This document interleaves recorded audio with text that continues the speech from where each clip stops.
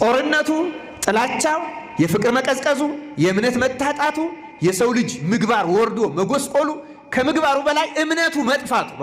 እውነት ለመናገር እምነት ጠፍቷል። ምነው ሃይማኖት በሌላቸው ሰዎች ዘንድ አይደለም፣ እንዲያውም አማኞች ነን በምንለው ሰዎች መካከል እምነት ጠፍቷል። እውነት ለመናገር እውነት ነው፣ በእግዚአብሔር እናምናለን።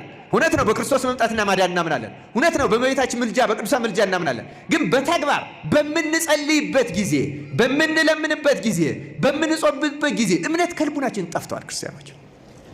ለዚያ ነው ሉቃስ 18 ግን የሰው ልጅ ዳግመኛ በመጣ ጊዜ በምድር ላይ እምነትን ያገኝን ይሆንን ይላል።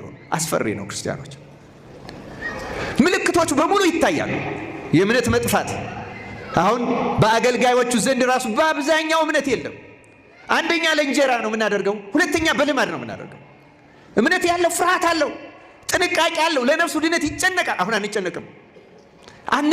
እውነት ለመናገር አሉ የሚጨነቁ የተሰወሩ። በነገራችን ላይ በሌሎችም መጻሕፍት እንደነገረው በመጨረሻው ዘመን ከመጀመሪያው ዘመን ያላነሱ ቅዱሳን አሉ ይላል፣ ግን ይሰወራሉ ይላል። እንደ መጀመሪያው ዘመን ራሱ ተአምራት እያደረጉ አይገለጡም። ምክንያቱም ይሄ ዘመን አንደኛ ሐሰተኛ ምልክት የበዛበት ነው፣ ሁለተኛ ትውልዱ አላጋጭ የሆነበት ስለሆነ ስውራን ናቸው እንጂ አሉ ይላል። ገድላቸውም ከነዚህ አይበልጥም ይላል፣ አያንስም ይላል። እና ቅዱሳንም አሉ፣ ግን አብዛኛዎቻችን እምነት ያጣንበት እና ምልክቶቹ ናቸው። አራተኛው መልእክቱ ደግሞ ይሄ የክርስቶስ ዳግመኛ መምጣት የታመነ ከሆነ ማንኛውም ክርስቲያን ተዘጋጅቶ መጠበቅ አለ። የተጻፈበት ትንቢቱ የተነገረበት ምልክቶች ሁሉ የተነገሩበት መሰረታዊ ምክንያት መዘጋጀት ስለሚያስፈልግ። ምን ስለሚያስፈልግ? ከዚህ አራተኛው ላይ ተንተርሰን ነው የዛሬውን ትምህርት ምን ማለት መዘጋጀት። ከነዚያ ዝግጅቶች አንዱ ርዕሳችን ምንድነው ብያቸዋለሁ። ምን አድርጉ? ትህትናን ፈልጉ